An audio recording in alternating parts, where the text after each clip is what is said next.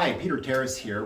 I'm here with Dr. Steve Garan, and he's got some very interesting but also disconcerting information about what is happening with MAID in Canada. Dr. Garan is teaching right now at Berkeley, UC, but he's grown up in Canada. His mother still lives here. He's come back to Canada to deal with some health issues that his mother is having. Steve, what are some of the issues that your mother is having right now? What are you experiencing right now in our healthcare system and what they're trying to do? Thank you for asking that. So I thought up until recently that Canada had the best healthcare system in the world. I've completely done a 360 on that, or actually 180 is the right term, because in Canada, murder in hospitals is sanctioned. So if a doctor decides to murder an older person, apparently he can do that with the permission of basically a death tribunal called the CCB. And this is very, very disconcerting and very, very surprising, because I thought in Canada we valued life and we valued the lives of all Canadians. In fact, I thought it was entrenched in the Canadian Constitution that basically life, liberty, and freedom of speech are rights that all of us have. Right. And it's also, I would say, it's also a commandment. It's a commandment, thou shalt not kill, but that's a different thing in relation to that.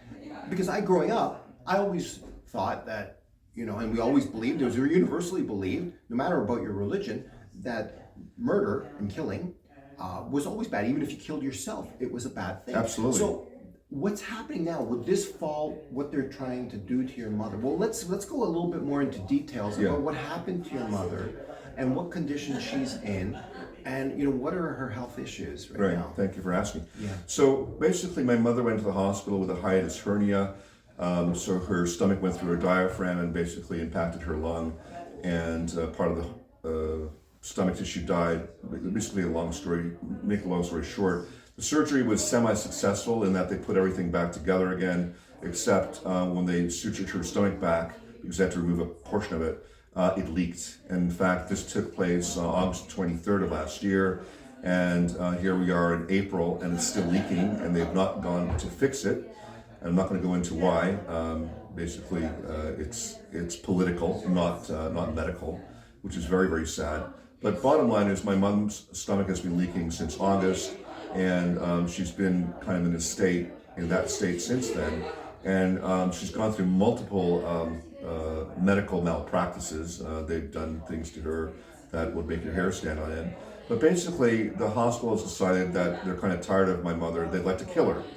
Right now, she's on a feeding tube, and what they would like to do is remove the feeding tube and essentially have my mother starve to death. But that's now. Do you have authority over your mother? Sorry to interrupt you. Do you have authority to make decisions on her behalf when she gets sick?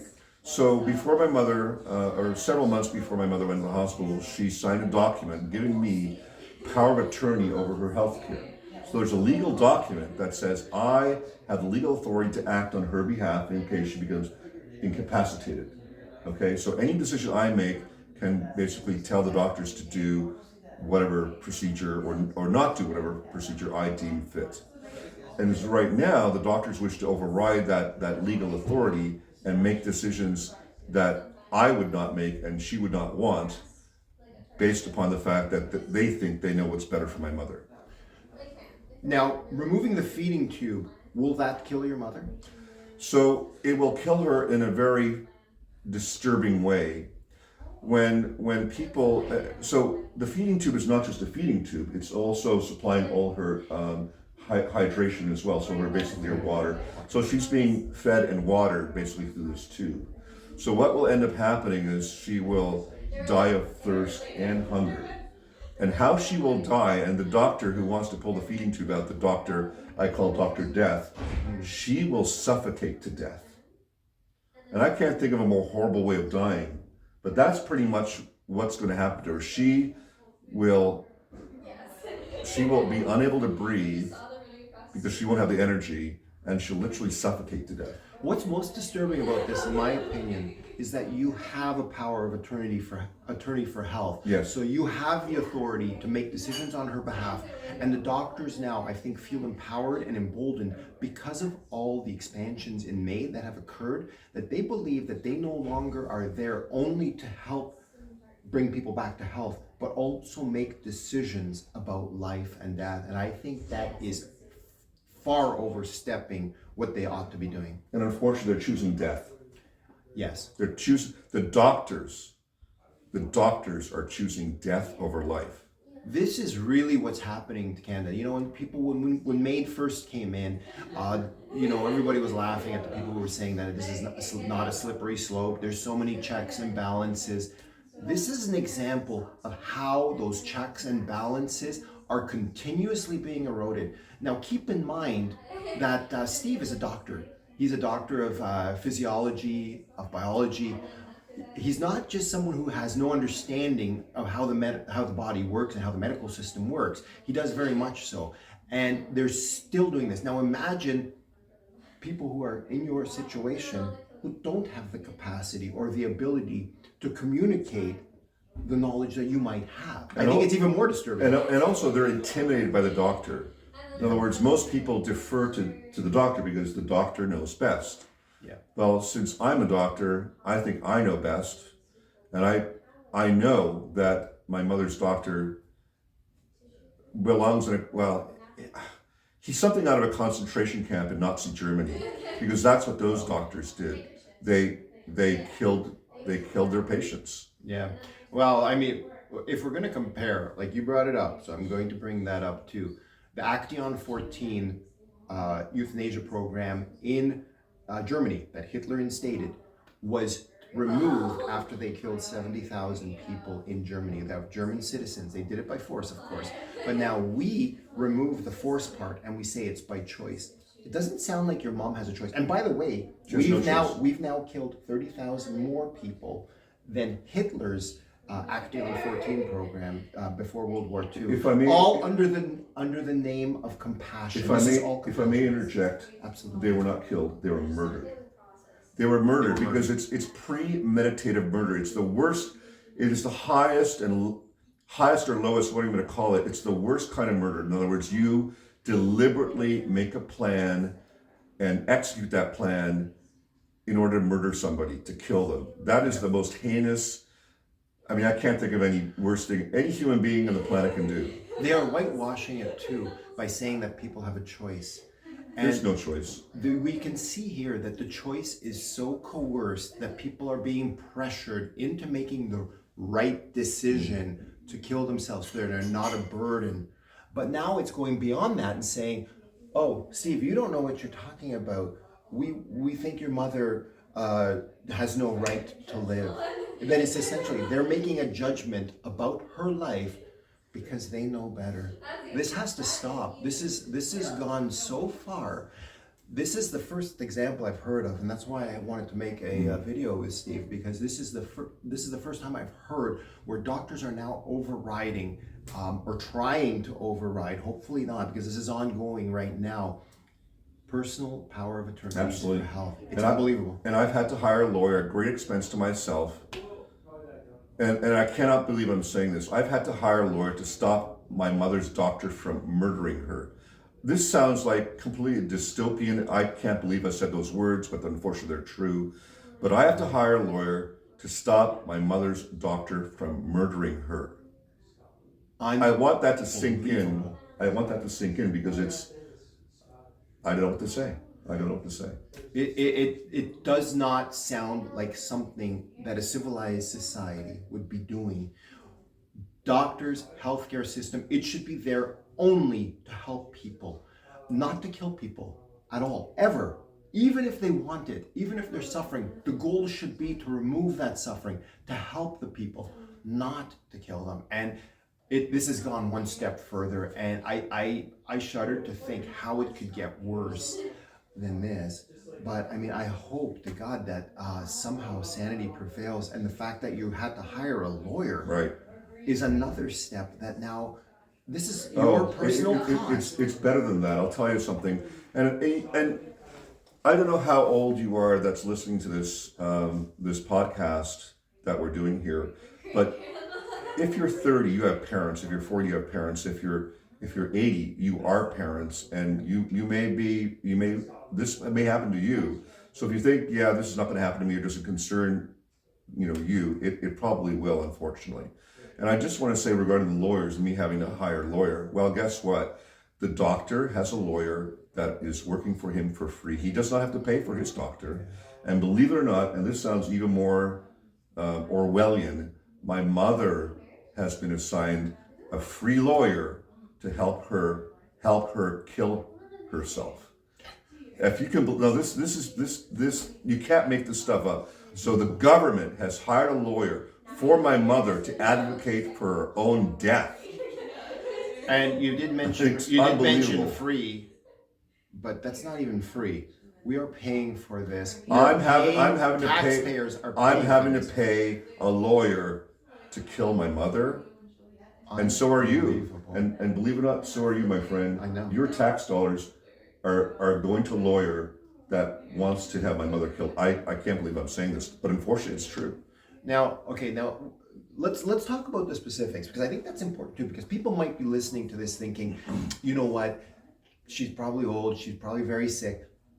So she came in, the situation she's in was caused by the doctors Yes. who basically made a mistake during her surgery. Correct. And let me correct me if I'm wrong, but your mother-in-law was also in a very similar situation. Yes. She was at the door's death's door, Right, yeah. and she's fully recovered. She's driving. She's running around like basically like a teenager. But they were going to euthanize her as well, by the way. And But remember thank that God they didn't. times were different. That was about 10 years ago, and that was when this madness was just getting started. Now we are at a level, obviously we are, because you're proof of that, and your story is proof of that, that we are now at a level that is well beyond where my mother-in-law was just 10 years ago. They wouldn't have even dreamt of trying to kill my mother-in-law against the wishes of the legal power of attorney. Now they are doing that right now. And that's very, very disturbing, and I mean it's disturbing on many levels. But the fact that it's going to expand, and that this doctor is not isolated, he's being encouraged to push this idea. Yeah, I think personally, I think he enjoys doing this, because when we asked him, in fact, my friend Paul asked him how many times he has murdered people. He calls it palliation. I call it murder. And he said well over 100, and he smiled when he said that. And my friend Paul witnessed that. Another friend of mine, Mark, witnessed that. He smiled when he said well over 100 people. You know what? When you twist the language, when you change the language, you can change reality. Right now, compassion is now killing people. Palliation is now murder. They're changing the language. They're creating these euphemisms that are still, it's evil. It's evil, and now people don't even want to hear about good and evil anymore. But this is the reality. This is evil that is happening right now in our medical system, that is sponsored by our government, that is sponsored by our tax dollars. Yeah. Unbelievable.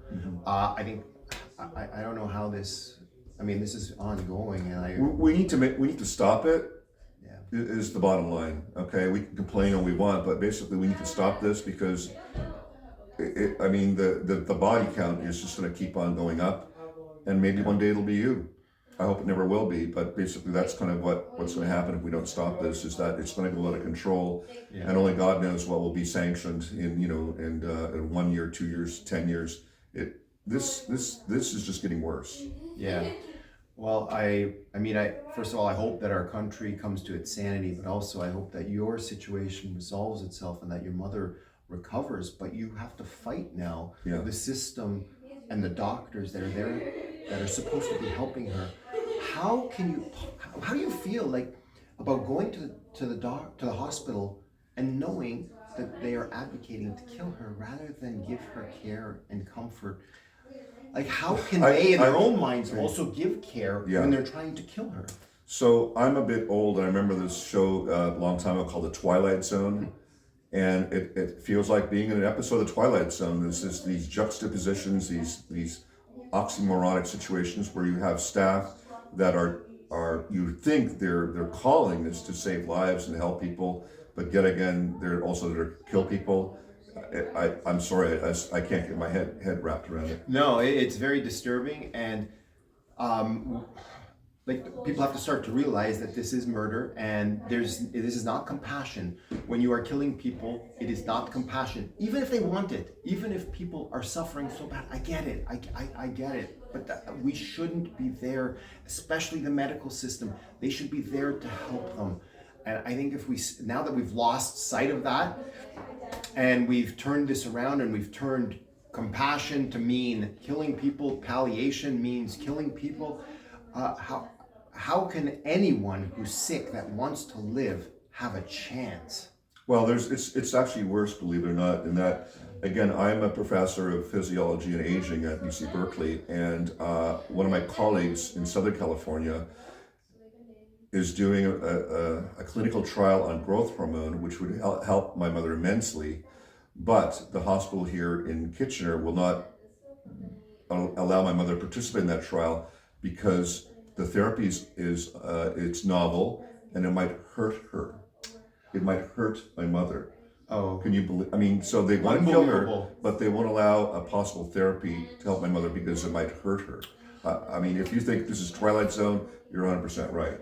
yeah, you know, and I want to bring up the name Dr. William Mackus. He was a doctor in Alberta. He had a novel approach to curing cancer and to dealing with cancer. He's proven it to be successful, but because it has opposed the big pharma narrative and the government narrative, and the I guess the College of Physicians and Surgeons, and it opposed that narrative, which is also part of the big pharma narrative, because big pharma is a big push for what College of Physicians and Surgeons believes. And he had to leave Canada because they would not let him provide these services that people wanted. Yeah, absolutely. But the reasons are absurd. Again, unbelievable. the reasons are completely absurd. If you're on death's doorstep, it's obvious where it's going to go. So, I mean, well, they're trying to kill right? her. They're trying to kill her, and yet they're worried about some hormone affecting her badly. Right, exactly right. This is where we're at. We can't give that to her because that might affect her badly, but it's okay to kill her. And if you can understand that, then I'll send you $1 million. Just send me your address because this is the Twilight Zone. No, this is the Twilight Zone. Yeah. I don't know what to say, but I hope your mother makes it through this. Thank you. And is there anything else that we might have forgotten? Well, anything else that you might want to say? Again, everything I've said is just surreal, but please tell your friends what you heard here today, and also contact your member of parliament and explain to them why this is wrong and this needs to change, because it's, well, first of all, if they don't understand why this is wrong, then maybe you should vote for somebody else next time. Somebody that can understand why this is completely ludicrous, because if the person that is MP for your part of Canada doesn't understand this, then they don't need to. They shouldn't have that position. Yeah, I think if an MP can't tell the difference between helping a person and killing a person, right? They shouldn't be in that position. Absolutely not. Yeah. Well, Steve, all I can say is I hope your mom makes it through. Thank you. I think if she was getting proper health care, I think she would.